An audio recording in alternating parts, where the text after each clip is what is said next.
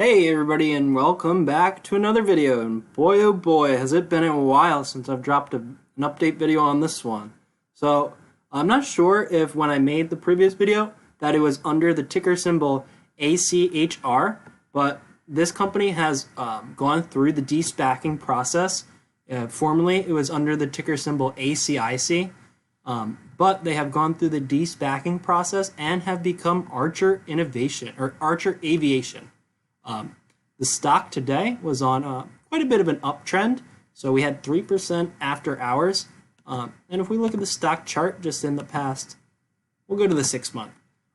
We were kind of hanging around the $9.96, around $10 bump for a while, for months, and it didn't move at all. A lot of lack of news, no real ideas to talk about for this stock. And then right as the SPAC finally it de-SPACed or merged with ACHR Aviation, and it's no longer under the old ticker, the company went into free fall. We can see here from the beginning of September until really the end of October, the stock was just falling as far as it possibly could. Plenty of people will call this a falling knife, as a very common trend. But I wanted to make an update video on today, just kind of giving my thoughts and what I've been doing with the stock recently. So first off, I just wanted to say that I did not end up buying any of this falling knife due to the fact that I had been buying this. If we go to the 1 year chart, I had been buying pretty consistently in here and had gotten my dollar cost average to a place where I was pretty comfortable with. I was around $10, and I didn't really see any reason to keep buying, considering I couldn't really lower my cost basis by very much. But as it began to fall, the reason that I didn't buy in was, one, due to just the long-term manner of the company. So this company doesn't currently have a product yet. So they're still trying to make their product, which is partly why I made the video today. They are starting to get into testing for their aircraft carriers.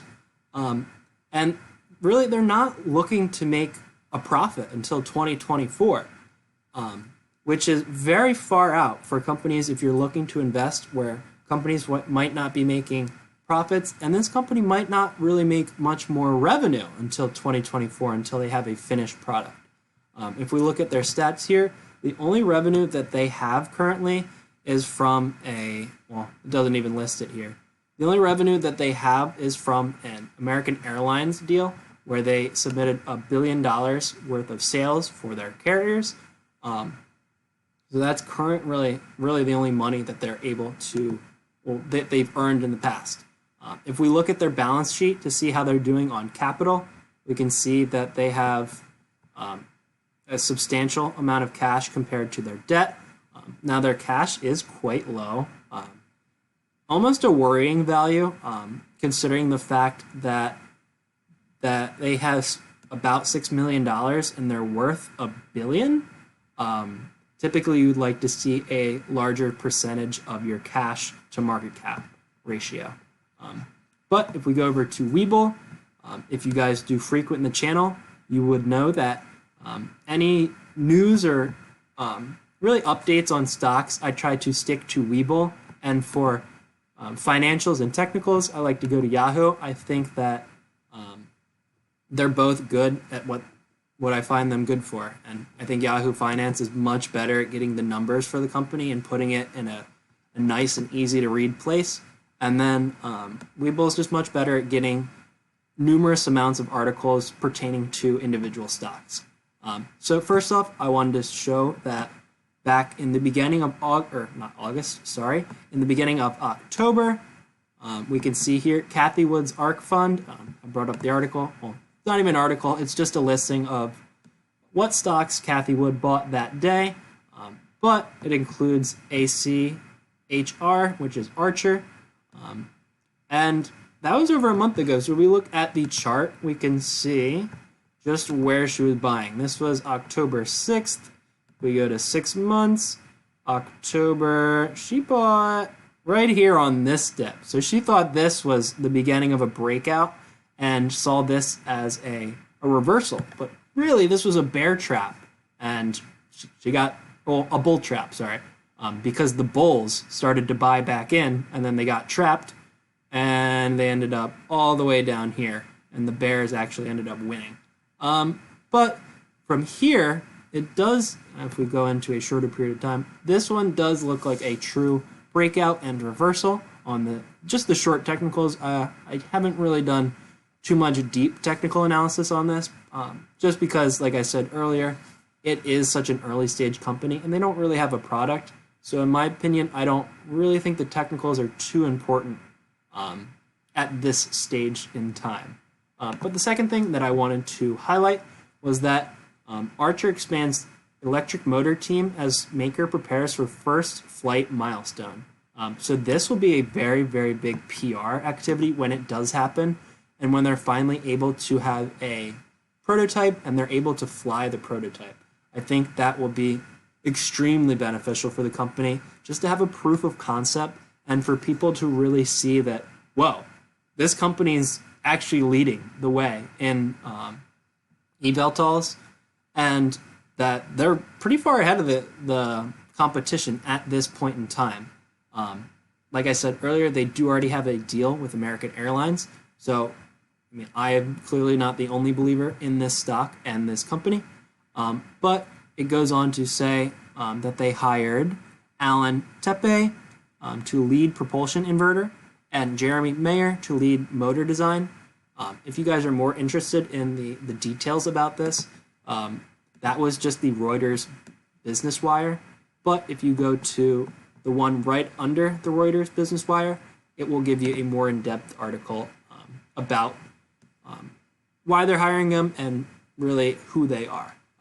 I'm not too concerned about that, just at the fact that when they do get their products to fly for the first time, that it will be very bullish for the stock. And then the last thing I want to point out, this was just from 2 days ago. So if we look at the chart, it actually, I'm pretty sure, is the bottom of the stock. If we look at November 1st, we'll go to the 5-day, get a little bit better view. November 1st, right in pre-market, I would assume that they bought before it went up substantially. I believe this was, I think it was a 15% gain, if I remember correctly, for Monday, but I'm not too sure. But I would assume that they bought in the pre-market as they saw volume started to increase and buying pressure occurring, and we're like, oh, I think this is the bottom. I think that we are going to see a reversal. And from the looks of it so far, they're right. If we look here, some of the details about the insider buy, it says, E. Lohr, a 10% owner on October 27th. Oh, so it's actually the 27th. The article came out on the 1st. We look at the 27th, actually, that is the bottom. He got in right at the bottom, 535. Wow. This guy's a good buyer. We can see that he does have a substantial amount of the company, and very nimble, to say the least, if you're able to get in very, very quickly like he did. So he bought $2 million worth, or $2.5 million worth, and 444,000 shares. You have to file a Form 4 for a purchase this big if you're over a 10% owner. And in total, he has 26 million shares. And all of them he holds directly. This equates to approximately a market value of 150 million. So he has about a tenth of the stock. It said it in the insider post, a 10% owner. But adding to your position by $2 million is quite substantial, I would say, due to the fact that these early investors probably got in at a price around $5, maybe $2.50, or maybe even cheaper. So this really goes to show that Mark E. Lohr, I believe it was, is very bullish on the company long term, not only by buying $2 million worth of it on a specific date, because that's a lot of money to put in at a single time, but also the fact that he is able and willing to average up on his position. So if you were a pipe investor, which I believe they were, they're a 10% owner, I believe it would be pretty hard to get 10% of that on the open market. But he averaged up to buy these shares, in my belief, which is a very, very bullish point to make. If someone's willing to pay up more for what they paid on average per share for a company that they believe in the long term, essentially what it means in translation is that this stock's going to keep going higher and a lot higher. In fact, just as we speak, it's gone up another 1.5, well, not 1.5, 1.5% to 5.8% up in the after hours, almost another 2% up since we started making this video. I believe it was up 3.5% at the start and 6.75, and it's almost up to $7 as we speak, as we continue to see more and more buying pressure. So that was kind of my update on Archer and Aviation stock. If you guys couldn't tell, that I am still very bullish on the stock and really the whole industry as a whole, because there is a lot of competitors for this field. But so far, Archer is the furthest along from my research and from other research as well, Mark and also American Airlines. But if you made it this far into the video, thank you very much for watching and have a great day.